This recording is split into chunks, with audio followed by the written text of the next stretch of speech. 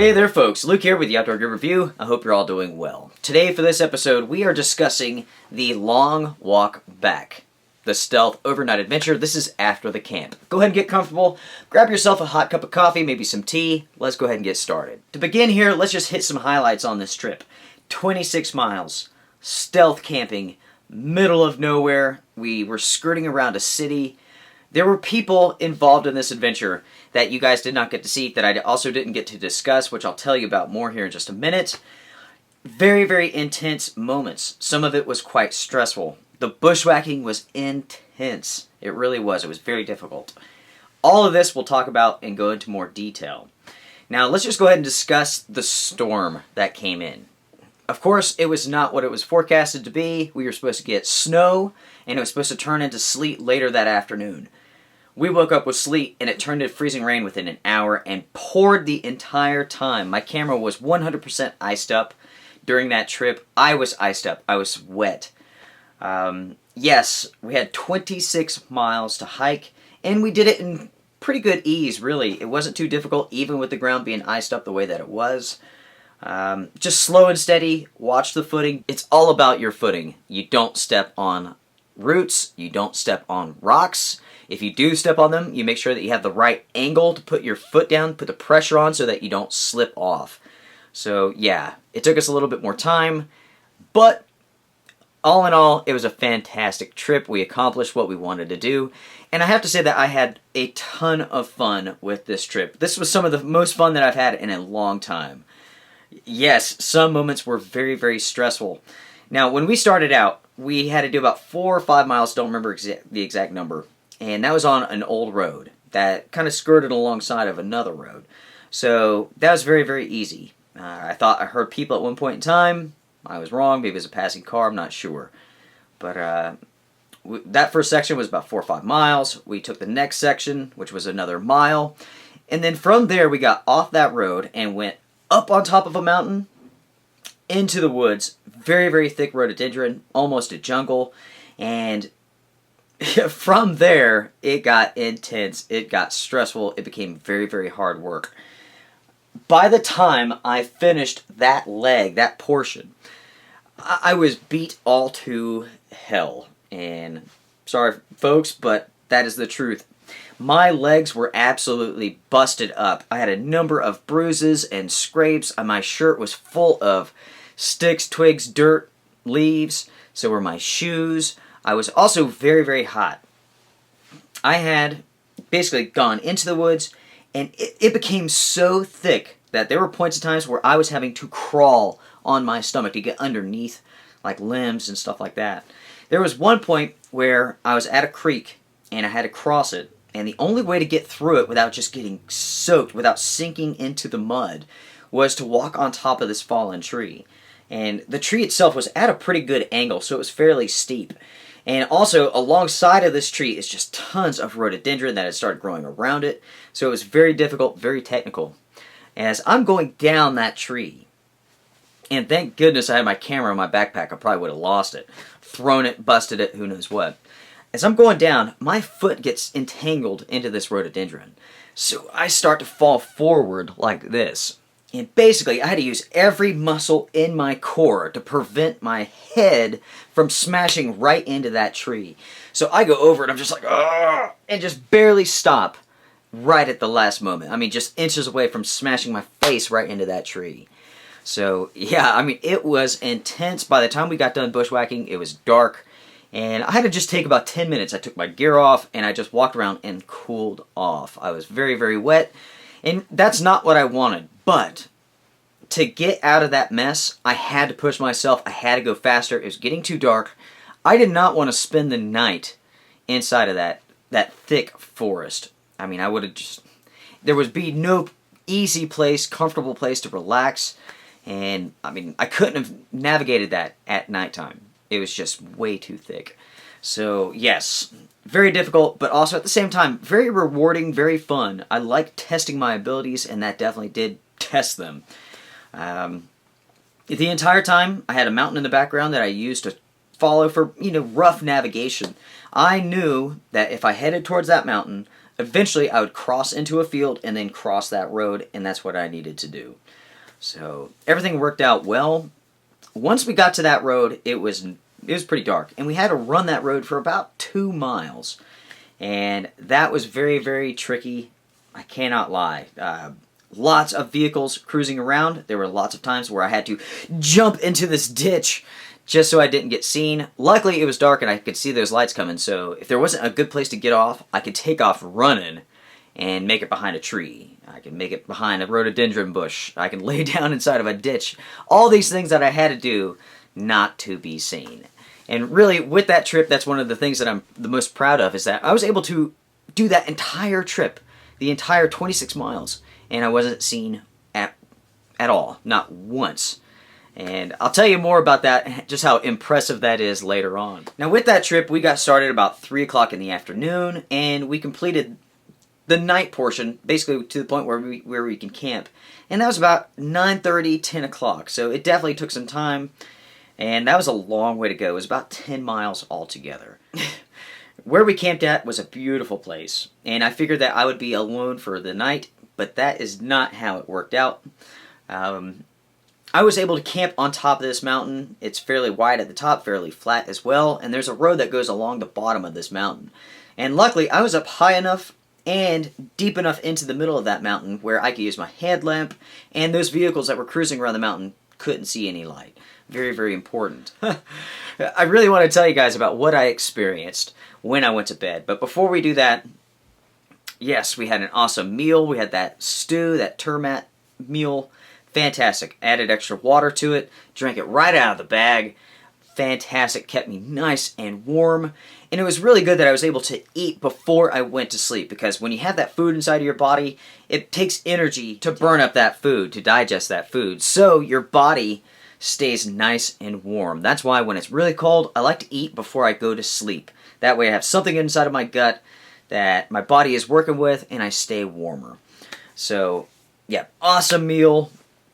The stove, the Vargo stove, horrible. We'll talk about that more when we get to the gear aspect of this trip.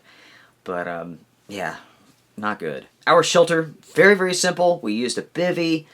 Used a quilt. I mean, basically, our setup was very simple, and if we needed to get up and get the heck out of there real quick, we could have done that super fast, within a couple of minutes. When I stealth camp, especially along frequented, traveled areas, I want to have a very simple setup. I don't want to use tents. I don't want to have poles to break down. If I'm going more out into the middle of nowhere, you can change that up a little bit. When I turned in for the evening, I was absolutely beat. I was so tired that I really couldn't even answer questions that night. So, yeah, hopped inside the bivvy. I had some hand warmers inside of there, keeping everything nice and warm.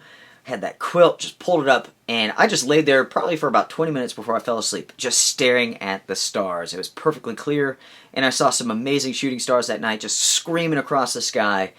Absolutely awesome. Okay, so let's say it was probably about 10:30 when I turned in. I woke up around maybe 12:30, 1 o'clock, and I heard voices. There was somebody on top of that mountain with me, and from what I could tell, it was possibly 2 guys and maybe 2 girls, and I could not tell what they were doing up there. I heard them talking about something like, one person mentioned something like, oh, I can use this, or this is going to do something like that, and I heard them busting like a tree. It sounded like it was dead, or they were breaking it up. And that is where the potato gun sound came in later that night. They were close enough that they had a flashlight, that it was shining, it was illuminating the tree that I was sleeping under. So within 20 feet, they were right there messing around, and I have no idea what they were doing. Every time things would go quiet, I'd almost go to sleep, and then I would hear boosh, whoosh, over and over and over again, very sporadic. Even though I wouldn't even hear their voices, I'm not sure what exactly was going on. And I really didn't care. I didn't feel like getting out of my bivvy. So, there you go. It's a mystery what exactly was happening. When I woke up the next morning and I went out, actually when we left that mountain and continued on with our adventure, the landscape was covered in a bunch of broken bones. It looked like the hip socket to maybe a cow or something. I don't know. I'm not sure. But, yeah, I'm not sure if all those broken bones played into the whooshing sound that I heard. I'm not sure. It was strange. It was an odd night, I have to say, because I would hear these voices sporadically for maybe 2 hours, along with that whoosh sound.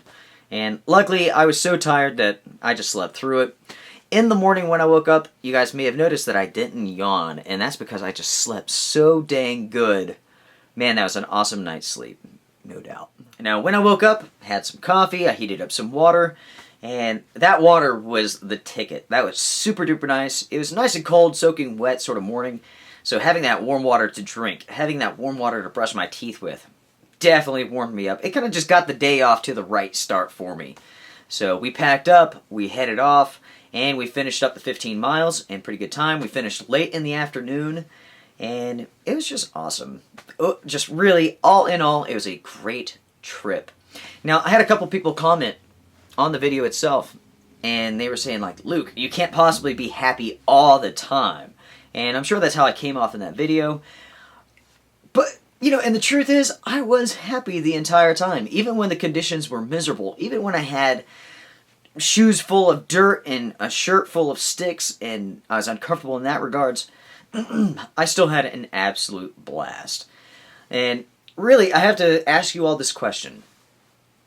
Don't you have something in your life that when you go out and do it, or you're engaging in it, that it just makes you truly happy? I hope so. That's how being in the outdoors is for me. When I go out there, even when the conditions suck, I'm having a lot of fun. There's something about it that just connects right into my soul. I know that sounds hippie, and that's fine, but it is what it is. And when I'm out doing stuff like this, stuff like what you saw in that video, man, I'm pumped up. It really just fuels me. I had a blast. I had so many experiences with that trip that will last forever, they're just fantastic memories inside of my mind. Yeah, that bushwhacking was just incredibly difficult, but it was rewarding. When I finished it, oh yeah, I felt like the man. It was great. Having those people shooting a potato gun or doing whatever the heck they were doing up there right next to me, and they didn't even notice me, that's awesome. I mean, that's just so cool. Again, it's just another memory. Sleeping on top of this beautiful mountain, watching shooting stars. Awesome. When I completed that trip and I was waiting for Susan to come pick me up, because we were about 2 hours away from home, I was sitting underneath this tree. I had the poncho over my head. I'm just staying warm, just hanging out. I start hearing footsteps through the leaves. Crunch, crunch, crunch. I look up, and about 25 feet in front of me is this whole family of deer. They just walked straight out in front of me and just kind of continued on with this little bush path into the woods. But, I mean, how cool is that? I love it. I love every single moment of that trip. It was a lot of fun. Even the stressful moments, even when I was hauling butt down the road, trying not to get caught, it was great. It really was. Okay, so, with all of that being said, the trip was great. I had a lot of fun. Let's go ahead and move our focus over to the gear. I know a lot of you guys have some questions. So, let's see here. Now, for our adventure, the pack that I used was the Fjallraven Abisko 55 liter. I think that's how you pronounce it. Anyway, awesome pack. Has some really, really cool features. I love Fjallraven trousers. Got them on right now. Still wearing them. Fantastic. I love their backpacks, the ones that I've tested out so far. I want to get my hands on one of their tents, but there is not a good supplier here in North America, so maybe I'll get my hands on one, maybe I won't, I'm not sure. But really, the pack was great, had some really cool features. One cool feature is that, say if you had the pack, and you had the front of the pack, on the back side is where you have your straps, this is the front side. You can lay that pack down, and it has a piece of Velcro across the top, and you can peel that whole thing back, and it has a zipper on both sides, and it gives you access to the main compartment, so you can grab what you need without having to just pull everything from the top of that pack. Very, very cool, very, very comfortable, very adjustable for different torso lengths. Just a very nice pack. I liked it a great deal. Also, very strong. Like I said, I really had to go through that brush. It was briars, rhododendron, all sorts of tree limbs, and that pack did great. Many other packs would have busted a hole in it, torn a hole in it. Not that one. The bivvy that we used is a Moonstone Gore-Tex bivy. That company went out of business a long time ago, but you can still find their items on the market, namely on eBay. Great bivy. I stayed nice and dry, even though we had some freezing rain, and of course we had some sleet. Yeah, it performed very, very well. I didn't really zip it up. It has a mesh, net mesh in it, and I didn't need that since there's no bugs out. So I just kept it unfolded, stared at the stars when I slept, and when it started raining, I just kind of flopped it over my head, rolled over to my side, and slept great. So I picked that up on eBay for about $30. So definitely a win. Fantastic. The quilt that we used was the Katabatic Elsic 22 degree. All these words I can't pronounce very well. I'm not very good with pronouncing things. But 22 degree quilt, fantastic. I stayed super duper warm, and really that boils down to two parts. We had the quilt, awesome, down, super duper warm. We also had the Thermarest X-Therm sleeping pad. And as soon as I laid down on top of that thing, you can feel your body heat bouncing back. And that's because it has a lot of Mylar technology built into it. And I mean, literally, you could feel your body heat just bouncing straight back. And I laid on that. I had the hand warmers. I had the quilt. I was set for the night, and I slept great. Stayed super duper warm. I didn't even become chilled at all that night. So definitely a thumbs up. The poncho was the Frog Togs Action Poncho. And let me go ahead and look that up for you. It was very, very inexpensive. It was $12.71, and it did really, really good. It really did. Durability-wise, I put it through some pretty tough conditions. Later on in that trip, I went over some barbed wire fences. I had to go through some woods, and I did tear it up. I punched a number of holes into it, and really for a $12 poncho, it's exactly what I expected. I mean, certainly, those conditions would have torn a hole in my Fjallraven poncho as well.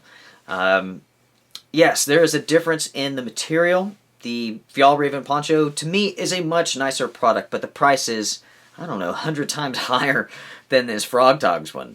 So, it is what it is. But really, for $12, fantastic poncho. I will be buying another one, even though I tore holes in that one. I need to take a look at it. I haven't actually taken a look at it since I got home from that trip. So maybe it is something that I can repair. I don't know. I'll do a video on this, and maybe I'll do a video on repairing it as well. The headlamp for this trip, many of you wanted to know about this. This is the Petzl Tatika RGB headlamp. Fantastic. Multiple modes. You have white light, green, red, blue. Fantastic. It really did work well. Anytime that I had a car coming by, when I was using the red light, something like that, I just plunk, put my hand over it, and immediately it's off. It works very well. It's a very good headlamp. I do have a video on that, so if you guys want to get some more information about it, do a search on my channel. Going to the stove, and that is the Vargo Triad XE Titanium stove. I did not include the alcohol portion of that stove, as I really wanted to test out that stove with solid fuel. And guys, that stove, it absolutely sucks, I have to say. I hate to say that, but there are just very few good qualities to that stove. The legs are just awful. It has legs on the bottom that poke into the ground to give the stove, the platform, stability, and that works fine. The legs on top are just poorly thought out to the point where some of them are really, really tough to bend. Some are real floppy. The edges are been like rounded a little bit so that it makes it unstable to hold most pots. Yes, I was able to use it, but there were plenty of times where, I mean, if I had nudged that pot just a little bit, it would have fallen over. So really, I just cannot recommend that stove to anybody. I will have a follow-up review on that coming up soon. So look forward to that. If you have any questions about it, please let me know, and I'll try to answer those in the follow-up review. The winner for that trip was the solid fuel. It did very, very well. Super easy to use. Just light it and go. And I was able to boil my water, make my coffee, boil water in the morning. Just super duper awesome. Everything really worked well in that regards. Especially since I wasn't able to have a fire. In most cases when I stealth camp, I don't have a fire. Now, if I'm going to be way out in the middle of nowhere when there's very little chance of anybody finding me, yeah, that's understandable. Have a fire. But if I'm going to be close to civilization and people, no fire. When it comes to clothing, I had Fjallraven trousers on. I had a long sleeve shirt, and I believe that's from Patagonia. I do not remember the name on that shirt. It's one of those things where it doesn't actually have the name, the model on the tag, and I can't seem to look it up and find what the name of this thing is. But just a long sleeve, simple moisture wicking shirt, not insulated really. That was underneath an Old Navy active shirt, which is just 100% polyester, super duper cheap. And I definitely tore the heck out of that shirt. I snagged it on a number of different things. So yeah, perfect shirt for bushwhacking. Like I said before in my videos when I discussed those Old Navy shirts, they're perfect. They're super duper inexpensive. They last a pretty good while. They wick away moisture just fine. And when you tear them up, get them nasty, you're not losing 50 bucks. That's what I like about those things. So, yep, very, very good. I had a Mammut fleece on, which I love that fleece. Sadly, that thing is just about ready to be retired. I've worn out the arms and burned a number of holes in it from the fire, so it's about time to get a new one. Under my Fjallraven trousers, I did have a pair of tights on, just as an insulating layer. Kept me nice and warm. I had some merino wool socks on. Again, that kept me nice and warm. And for this adventure, I was wearing the Vask Juxt shoes. You guys know that I love those, and I definitely do. Awesome shoes. Very, very comfortable. Very breathable as well, which can be a negative because they're not waterproof, they're not windproof. So if it's very cold, if it's windy, you will feel it. No doubt about it. But for that trip, they did perfectly fine. At no point in time was it raining so hard that my feet actually got wet. So, yep, there you go. Let's see here. You know, pretty much, guys, we have gone over the trip. We have gone over the gear. And I don't believe I have left anything out. Let me kind of scan some of the footage and see, and then we'll go to the comments and questions and stuff like that.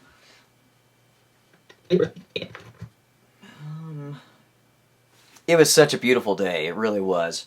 That afternoon when we got started, absolutely perfect. Yeah, that was a lot of fun. Looks like we pretty much covered everything too. So let's just go ahead and move to the comments. We'll address some of those if we can. All right. We have about 200 comments right now. Very, very impressive. Thanks, guys, for the interaction. Appreciate it.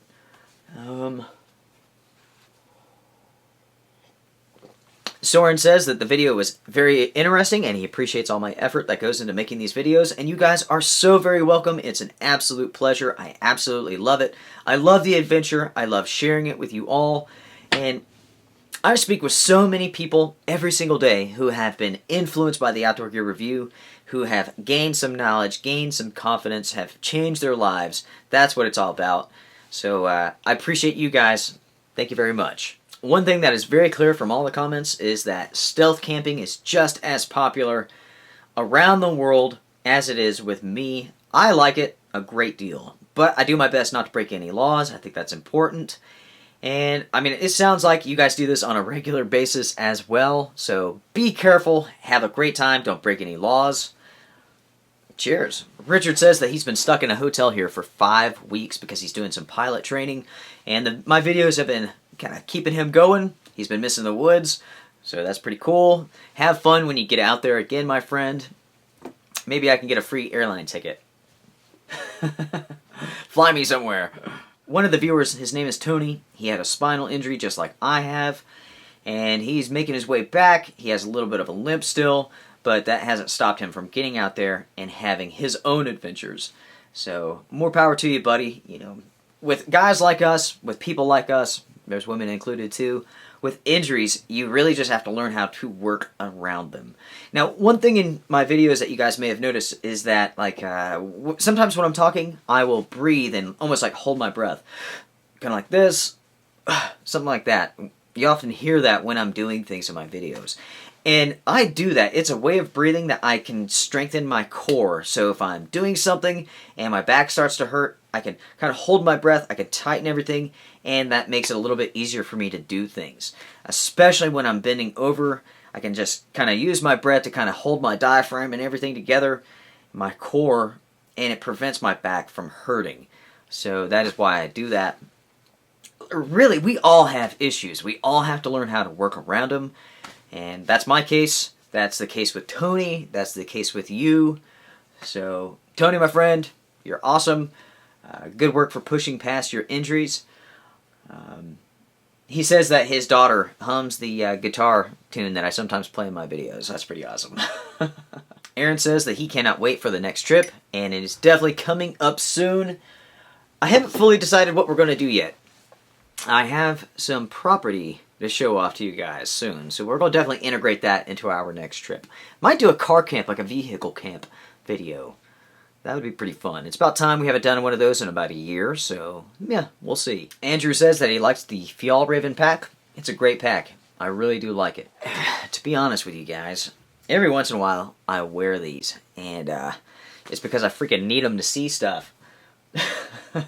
Recently, this is really going off subject here, went to a high school orientation with my daughter, and where we sat, they had like this projector thing showing all sorts of information on this screen, and I could see absolutely none of it.